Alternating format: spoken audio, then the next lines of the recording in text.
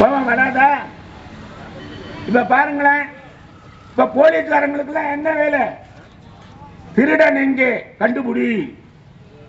இந்த சின்ன பிள்ளைங்கள்ல விளையாடும் போது நம்ம பிள்ளைங்கள்லாம் பாட்டு பாட்டுக்கிட்டு விளையாடும். என்ன பாட்டு தெரியுமா கவுண்டர? ஞாபகம் இல்ல. கொலை கொலைக்கா முந்திரிக்கா,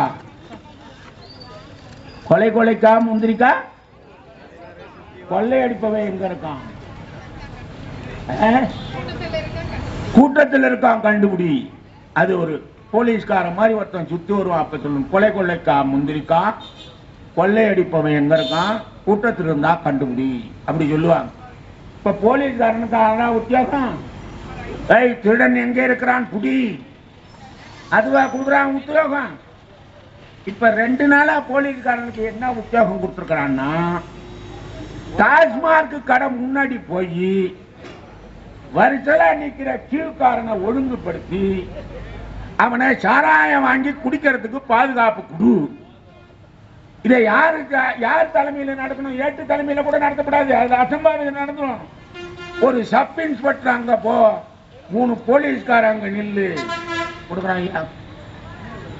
அதையும் மீறி இன்னும் சில போலீஸ்காரன் தான்னா வந்துடுறார். நம்ம சத்குரு ஜெகதேவ் நடத்துற யாகசாலைக்கு ஒரு வாரத்துக்கு முன்னாடியே அந்த போலீஸ்காரன் போய் புளிய மரத்துக்கு கீழே போய் நின்னுக்கிறான்.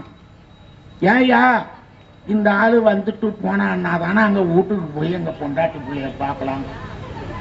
இந்த வைத்தியத்துல நிக்கிற போலீஸ்காரங்கிட்ட நம்மால் ஒருத்தவன் லைட் இல்லாத போறான், அவனை விடுவானா?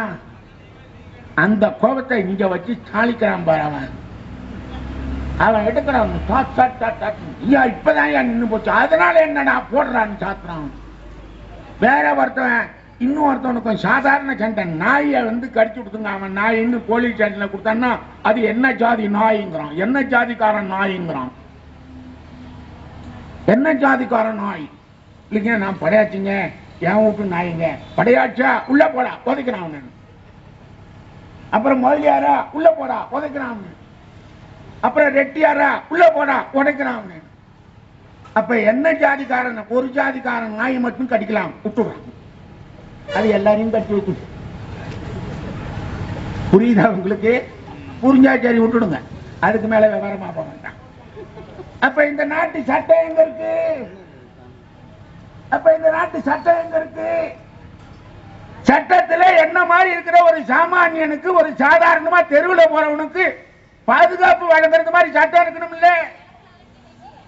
ஒரு குறிப்பிட்ட ஜாதிக்காரனுக்காக, ஜாதியில பிறந்துட்டாங்கிறதுக்காக அவன் மேல எல்லா கைட்டையும் போட்டுடுவேன்னு சொல்ற அளவுக்கு சட்டம் இருந்தா அதை விடலாமா? அப்ப இந்திய நாட்டு சட்டம் மாற்ற வேண்டுமா, மாற்றப்பட வேண்டாமா? மாற்றப்பட வேண்டுமானால் இந்த நாட்டில் இருக்கிற அனைத்து சாதிகளும் ஒண்ணு சேர வேண்டும். சரியா? இப்ப ஏன் சொன்னார் டாக்டர் சொன்னார் புரியுதா? எல்லா ஜாதியினரும் ஒண்ணு சேரணும், நான் மனுஷனா வரணும். இப்ப நம்ம பிள்ளைய நீங்க அனுப்புங்களேன், போய் மிளகா வாங்கிட்டு வாடா, உப்பு வாங்கிட்டு வாடான்னு. இவ சேர்ற வரையில அந்த பிள்ளைய பத்த அம்மா அங்க கேட்ல நிற்கும். ஏமா அவன் தான் நல்லா ஓட்டுறானே 4 பேரை ஏத்திக்கிட்டு போறான்.